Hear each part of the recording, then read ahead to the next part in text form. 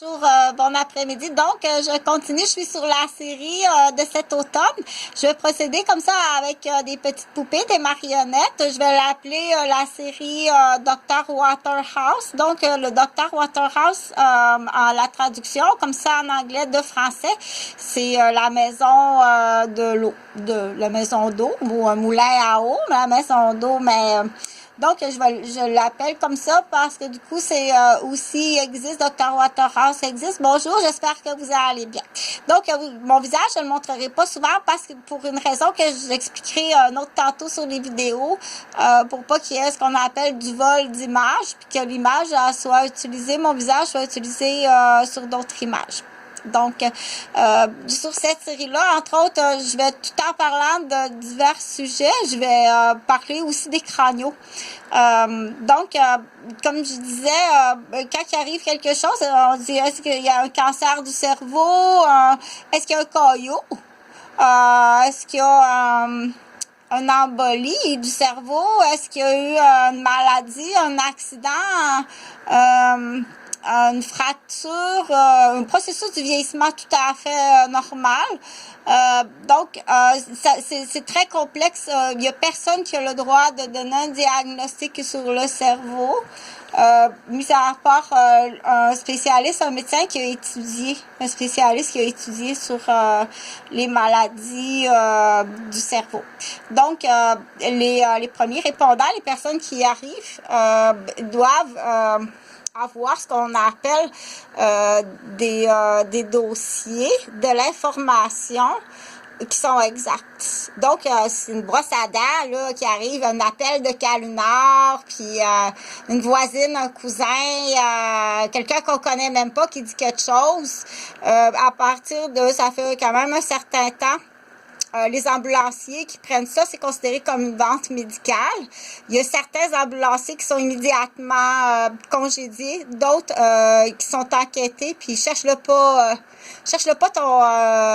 il y a quelques ambulanciers à Québec puis à Montréal qui sont en prison. Surtout quand que c'est... Surtout quand que c'est pour essayer de faire une vente d'un directeur d'école, on va appeler ça comme ça, on appelle ça un sérémi. Si tu essaies de vendre un sérémi, quelqu'un, ta femme, ton mari, témoin, ça c'est encore plus grave, un témoin dans un hôpital, ça, vendre un médecin ou une infirmière, c'est épouvantable, ou vendre un témoin d'une garderie, c'est épouvantable. Ou tout simplement, il y en a qui tout simplement, c'est quand ils quittent la garderie, c'est comme leur femme, la canette est vide. Ils quittent la garderie, ils vont donner la gardienne à contrat. T'es un tueur. T'es un tueur. J'ai pas nommé de nom. Tu es un tueur. T'es un assassin. T'es une assassin. T'as donné des contrats. Donc, les enfants de ça, il y en a qui sont jeunes. Est-ce que tu veux être jeune orphelin parce que ton père, ta mère, ton grand-père puis ta grand-mère s'en vont en prison au Japon? On fait une rimette, mais c'est vrai. Écoute comme il faut. Ton père, ta mère, ton grand-père, ta grand-mère, des deux côtés, parce que c'est une famille de criminels, ils s'en vont tous en prison au Japon. Est-ce que tu vas être un bébé qu'on appelle un enfant bébé orphelin, protégé par la même équipe? T'sais, on tourne tout ça de l'autre côté. C'est un médecin, une infirmière, une éducatrice, un professeur, puis un policier, puis un directeur d'école qui s'occupe de toi. Est-ce que tu t'en vas en prison avec tes parents?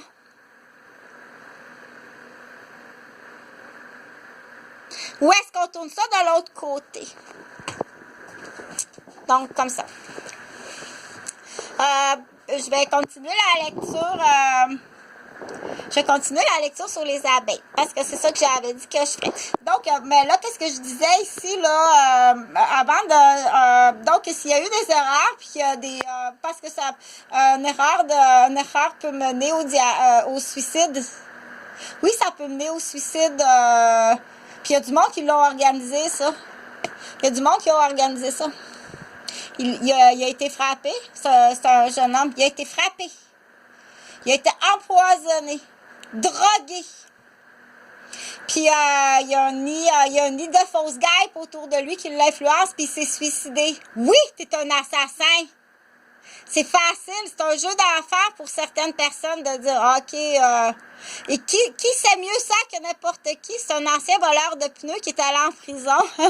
Un ancien voleur de pneus qui est allé en prison, qui va te dire bien facilement comme ça, OK, ben non, attends un peu, là. Moi, je sais, tu étais en train d'y mettre un nid de guêpe, là.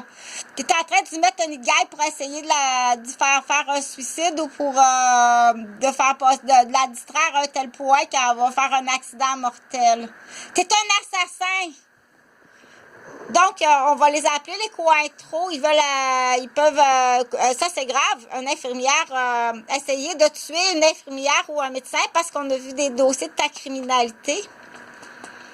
Donc, il y a des façons plus rapidement que ça pour s'en débarrasser. Le docteur Réveil, le voleur de pneus va te l'expliquer. Donc, se débarrasser d'un professeur de maternelle ou d'une garderie parce qu'elle a vu des dossiers. T'es un assassin. Est-ce que tu t'en vas avec ton père en prison ou tu le déclares? T'es assez vieux ou assez vieille? On t'a menti toute ta vie. T'es un enfant aliéné. Il y a des grands-pères, des grands-mères aliénés. C'est assez facile. C'est un ancien voleur de pneus qui est mort de rire à quelque part. Il est mort de rire tellement que c'est facile. Mais quand on n'est pas dans le domaine, on peut quand on nous ment à tour de bras, quand on nous ment à tour de bras, penses-tu que le criminel, que le docteur a vu son dossier, a vu ses dossiers à l'hôpital? Penses-tu qu'il va aller dire au docteur, il veut pas aller en prison? Tu n'iras pas en prison, tu vas être exécuté au Japon, mon cher. OK? Ou un directeur d'école. Donc, on croit trop, c'est un hôpital. Ça va être les infirmières, les médecins, du personnel médical qui voient on va appeler ça un coin trop. Fait que quand ça arrive, il est plus vite que toi. Là, t'es en train de le soigner, puis il est déjà en train de texter son chum dans le stationnement. Tu comprends-tu? Pendant que tu soignes le criminel, que tu vois ses dossiers, il est en train de texter son chum dans le stationnement. Puis il va tenir en menace. Fait que ça, je l'ai dit, ça te prend ton article 20 ici en dessous de la table. Dans le pire, il y aura une balle dans le genou, c'est tout. Là. C'est dans le pire des cas, il va y avoir une balle dans le genou, c'est tout. OK? Donc, là, c'est un petit peu plus compliqué.